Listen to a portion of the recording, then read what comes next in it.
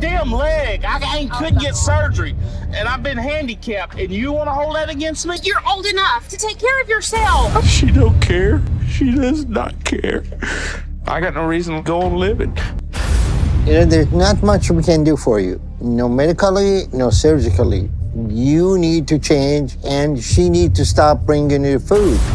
I have to eat something. No, you don't have to eat something. You have eaten 800 pounds of food in you. Lacy's story on the show is one for the books. We're talking diabetes, cholesterol through the roof, and blood pressure that could give a rocket launch a run for its money. And let's not forget her bones practically screaming for mercy under all that weight. She once said she felt like a T-Rex big steps, but moving at a snail-s pace. You can only imagine the emotional roller coaster she's on. Hello everyone. Today we're diving into the drama how food ruined marriage on my 600 pounds life. Trust me, you don't want to miss these epic showdowns. So before we get started, hit that subscribe button, ring the bell for notifications, and get ready for some serious sass. Let's jump right in. Heat rash in places that never goes away no matter how clean I am. I have stabbing pain in my feet and really dull crushing pain in my lower back. It's not a fun time. My right knee is the worst pain I've ever had in my life. I struggle with diabetes, high cholesterol, high blood pressure, and it's all because of my weight. But let's rewind to her childhood. Lacy didn't exactly have a fairy tale upbringing. Her dad had an anger problem, and her mom, well, she made it clear Lacy was an unplanned surprise. Born despite her mother's IU'd, Lacy grew up with constant reminders that she was not exactly wanted. It is no wonder she turned to food for comfort. When I was writing Christmas cards, I'd get really emotional. Dad told me, oh my gosh, I think I'm pregnant. Yeah. When I was very young, she told me that I was an IUD baby in an accident. It made me feel like a disaster, so my self-esteem was disgustingly low. The trauma train did not stop there. Imagine being in 3rd grade and enduring the horror of rape, only to have your own mom not believe you. That is when food became more than just sustenance for Lacy. It became her escape, her solace. This is where her complicated relationship with food began, setting the stage for her future struggles. The summer before 3rd grade, I began hanging out with a new kid on the block, and we were playing one day, and he wanted me to go to his house. And when I went over, his older brother lived in the basement, and I was dragged to the basement by my friend for his elder brother to have sex with me. It was a horrific experience. I didn't know what to do. I didn't think anyone would believe me, so I never told anyone about this. When we first met Lacy on the show, she was 539 pounds and had Ricky, her knight in shining armor, by her side. Ricky did everything for her, from cooking meals to helping her with basic hygiene. But was he really helping, or just enabling her unhealthy habits? I like the attention, to be honest. Technically, I've been in 3 feeder relationships with men, but I haven't done that in a long time. Thankfully, I have Ricky now, who's not like those other guys, because he wants the best for me. So we're together now, and I'm thankful to have him. Not just to have somebody to help me, but because I know he loves me. Lacy's turning point came when she met Dr. Now. He set her a tough goal: lose 50 pounds in a month. She started off with gusto, but life, as always, had other plans.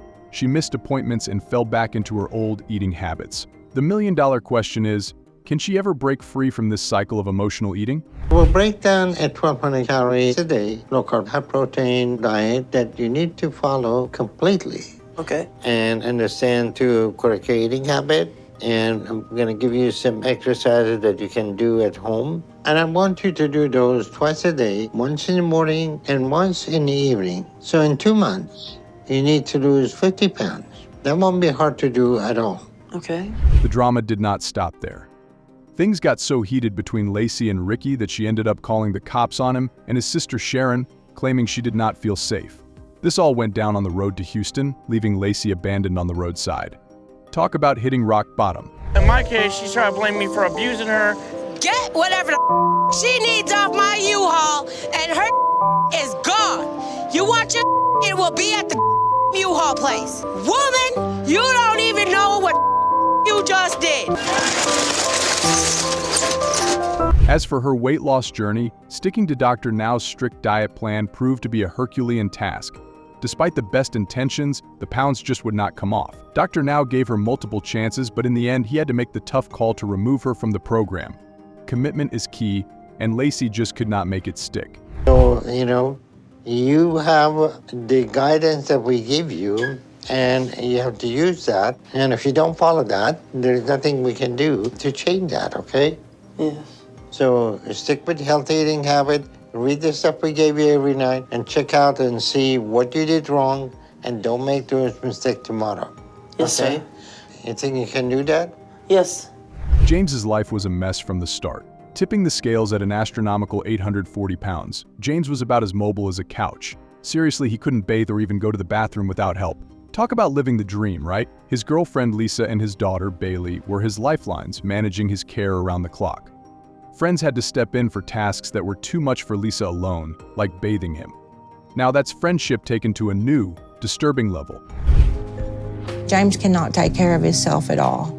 He cannot bathe himself. He cannot use the restroom. He has to wear a catheter. And it breaks my heart to see that James is trapped in a bed and can't do the things that he loves to do. Okay. Don't let me down hard. I'm not. I got you. Born into a chaotic household, his parents split due to his mother's alcohol issues, leaving him in the care of his dad. When his father remarried, James found himself one of 5 children in a financially strained household.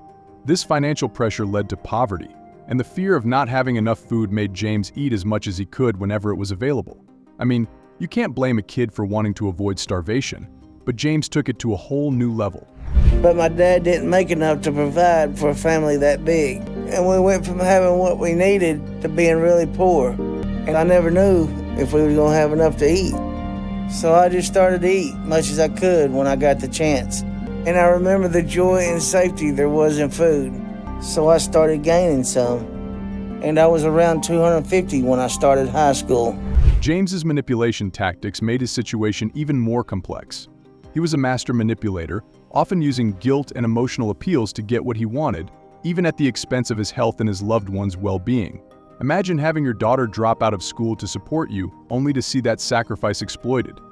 Dark, right? This guy had a knack for making everyone around him feel like they owed him something. I always feel guilty because we just keep giving food to him. It looks good, baby. When I tell him he doesn't need it, he'll get mad and he'll yell. It makes me angry and sad at the same time. I'm so frustrated. Put that gravy on my plate with a new biscuit. 1 for now, or No, 2. 2? Oh, gravy all over the top.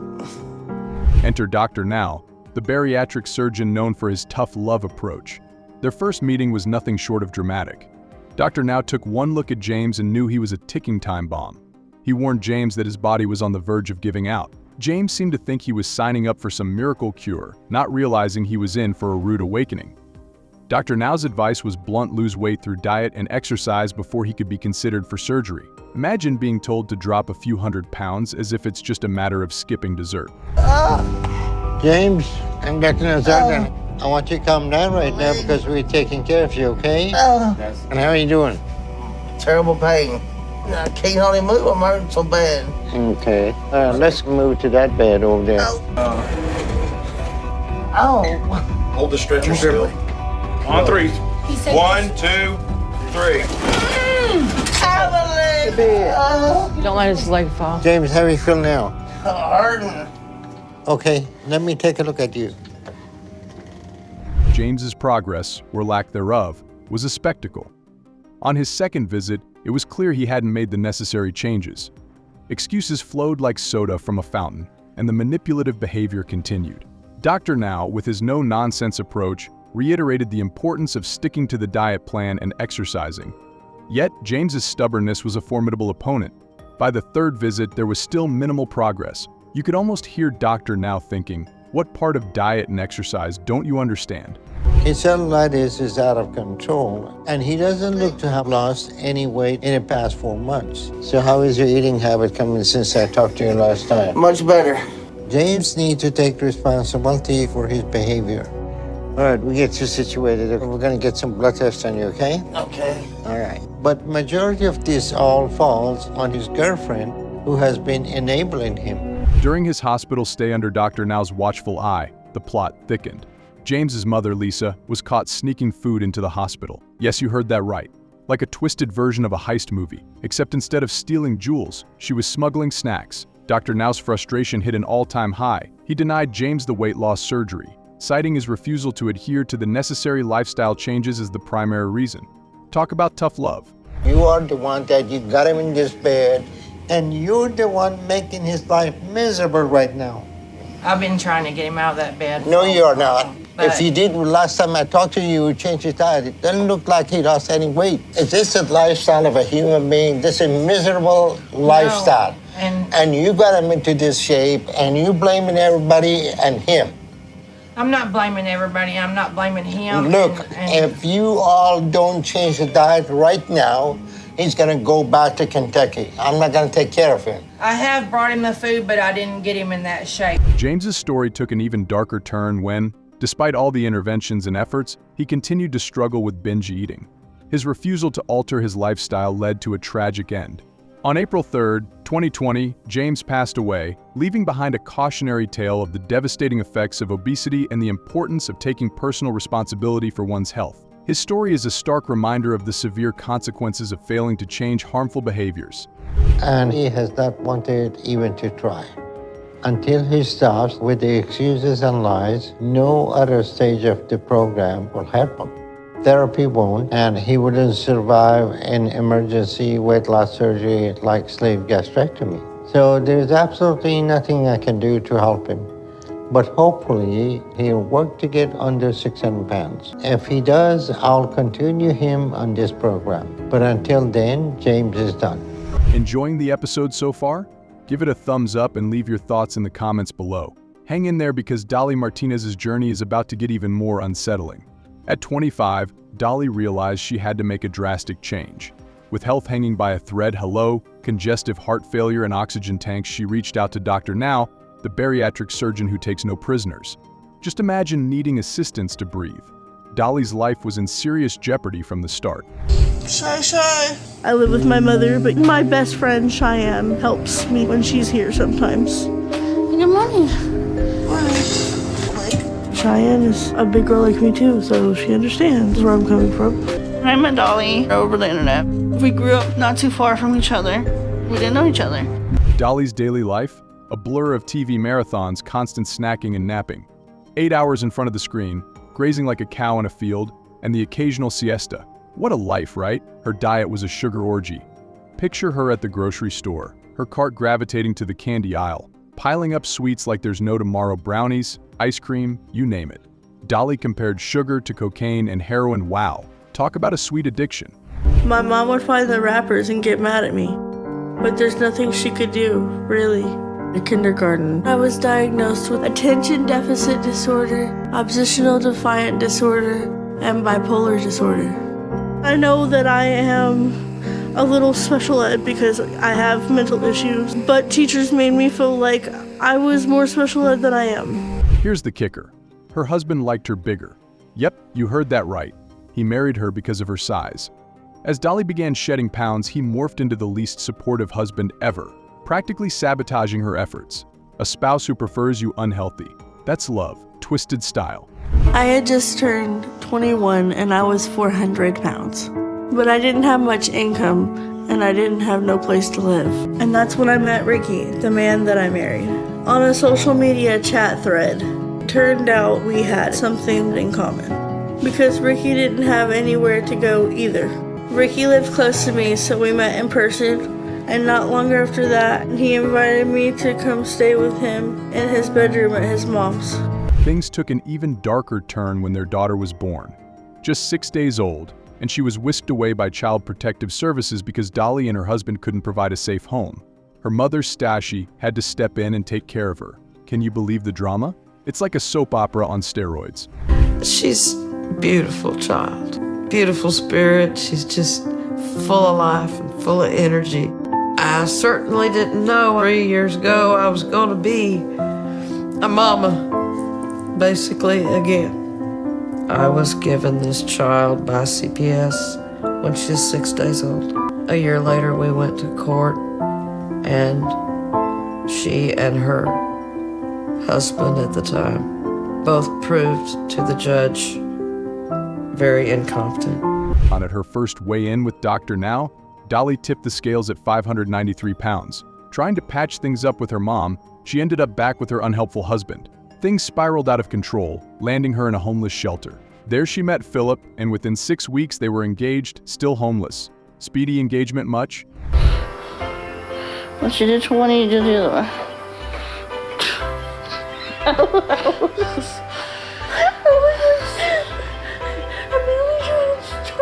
Come on. Alright? You don't have to exceed yourself every single time. Just work up to what you can do. Alright. Yeah. I think I might go sit on the couch for now. Okay. Dolly's progress was slower than a snail on a treadmill. By her second visit, the numbers barely moved.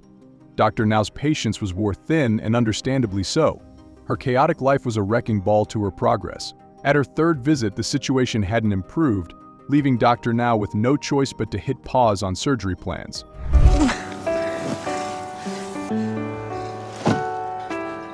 Well, me and Philip finally found a house to move into. It took a lot longer to find an option we could afford than I thought it would. But we finally found one, which means I can go back and see Dr. Now. With her chaotic life and minimal weight loss, Dr. Now couldn't approve her for the life-changing surgery. By the episode's end, Dolly had only lost 40 pounds in a year. That's like running a marathon only to reach the first mile marker. Dolly's updates show her continuing to fight, proving that hope is a stubborn thing. I was told that I'm too controlling. I've encouraged her since she moved in with me to not overeat and to not eat what she shouldn't and to focus on herself, emotionally, physically, all aspects of herself. She promised that she would do so. That's what I should have done. And she did not. She has moved in and out of my home. Ryan Barkdahl's journey on the show is a stark reminder that sometimes, despite the best intentions, reality takes a detour down disaster avenue. The man started his journey tipping the scales at a jaw-dropping 740 pounds. Yep, you heard that right. This wasn't a quick trip to the recliner. Ryan had practically taken up permanent residence in his. Every single task was a Herculean effort. I could keep eating and eating and eating. By the time that I finish the meal that I'm eating, I'm already thinking about the next meal. Like when I'm eating breakfast, I ask my mom what we're having for lunch. But I need to know what's in line and what's next, because I already can't wait to eat again, even though I just did. So my whole day basically revolves around me eating and drinking and how I'm going to get more of it. And that's what drives me, and that's what consumes my thoughts. His upbringing wasn't exactly a nurturing Norman Rockwell painting, more like a chaotic circus without a ringmaster. Mom and stepdad were hardly vying for Parent of the Year awards, which left Ryan to fend for himself. The result? A deep, enduring love affair with food. By the ripe old age of 17, Ryan was clocking in at over 300 pounds and juggling a hefty drug addiction. Seriously, talk about carrying the weight of the world on his shoulders. Freshman and sophomore year, I partied pretty hard. I smoked a lot. I drank more than any parent knows I did. I was still eating all the time also, and I just got worse and spiraled more out of control. And by the time I was 17, I was already up to 300 pounds. But that was a bad year for me because that was my junior year, and I got caught with a gram of marijuana at school. Fast forward, and hope came knocking in the form of Dr. Now. Ryan was ready, or so he said, to overhaul his life. But you know what they say about best laid plans, right? Despite Dr. Now's tireless efforts to whip him into shape, Ryan's commitment was about as solid as a sandcastle at high tide. A few months in, and the needle on the scale barely budged. Hovering over 700 pounds, Ryan's adherence to the diet was more myth than reality. But now, after 5 years, you have no friends, and it snows a lot, and you overeat because of that? I wouldn't say it like that. However you say it, that's what you're telling me. So it's concerning if you think those are actual excuses. My life's a lot harder than you'd understand. I heard that a lot of times, but that's not the issue. The issue is whether you're gonna keep making excuses and blaming everything else for your situation, or if you're ready to wake up and get your life together. But wait, it gets better. Dr. Now, ever the optimist, set a new goal: get below 650 pounds. Predictably, Ryan's weight stubbornly refused to cooperate, thanks in no small part to his penchant for cheat days. And when confronted, his excuse? The scale S malfunctioning, oh, come on. That's right up there with the dog ate my homework. The scale's malfunctioning. It won't give me a weight. Is it malfunctioning or are you still over the weight limit of the scale? I know I made it to your goal, doctor, now. I worked hard, so I'm at least under 650 pounds right now. So you believe you're under 650 pounds? That's correct. All right. We will agree to disagree then because you don't look like you lost much weight since our last call. So I think the issue is that you're still over the 660 pound limit for the scale. In the end, even Dr. Now's saint-like patience wore thin. With a heavy heart but firm resolve, Ryan was booted from the program. His story is a masterclass in what happens when ignorance meets indulgence. Ryan's journey, littered with missed opportunities and empty promises, is a stark illustration of how tough it is to align our actions with our intentions. Thanks for watching. If you found these stories as mind-boggling as we did, make sure to hit that like button and subscribe for more jaw-dropping stories. Don't forget to ring the bell so you never miss an update. Before my mom intervened, where I had my cheat days, because that got me through the first month of doing this. And not being able to have that made the last couple months way too hard. So I'm letting myself go back to my way and enjoy one day a week of whatever I want. I just want to enjoy something that tastes good and makes me feel good. And that'll get me through the rest of the week. To keep doing the diet and stay on track, like I need to get to my next goal. Honey, gotta come see this.